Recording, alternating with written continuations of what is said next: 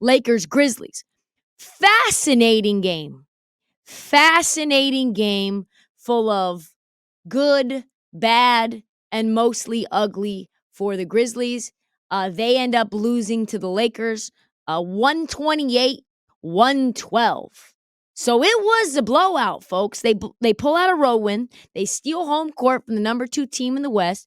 And yeah, I think a lot of people saw that coming, right? I think a lot of people said the matchups don't favor the Grizzlies because there's no Steven Adams, there's no Brandon Clark, and what is Xavier Tillman going to do? He's going to get eaten alive by Anthony Davis. But the way that it ended up happening was in a way that nobody did see coming. So here are the 3 things that I took away from this game. First, the Lakers beat the Grizzlies on their home court despite the fact that Anthony Davis got injured in that game. It nullified him essentially in the second half. That was huge. Everybody says that if Anthony Davis isn't healthy, this team is cooked. They were not cooked when Anthony Davis could not lift his arm. He was out there in the second half, barely able to function, and he was a non-factor offensively in the second half. So despite that, this team can win without him in the short term. Second, the Grizzlies dared the Lakers role players to beat them, and they lost. They did.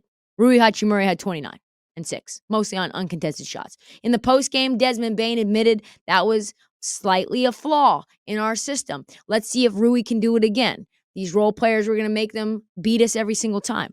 But the problem is, Rui only has to do it for one game. He did it once. They got their job done. And now the Lakers, all they have to do is continue to hold home court.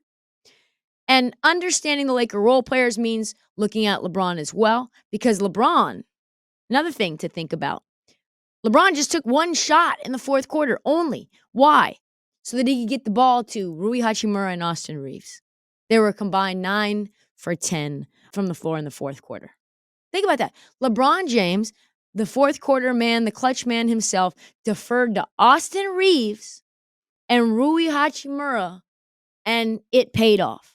So if you're the Grizzlies, thirdly, you must be in panic mode because Ja Morant hurt himself. Not only did he hurt his wrist, he's doubtful for game 2 and maybe longer, but the truth is that he was hurt 5 minutes left in the game and he just really wasn't a factor in that game.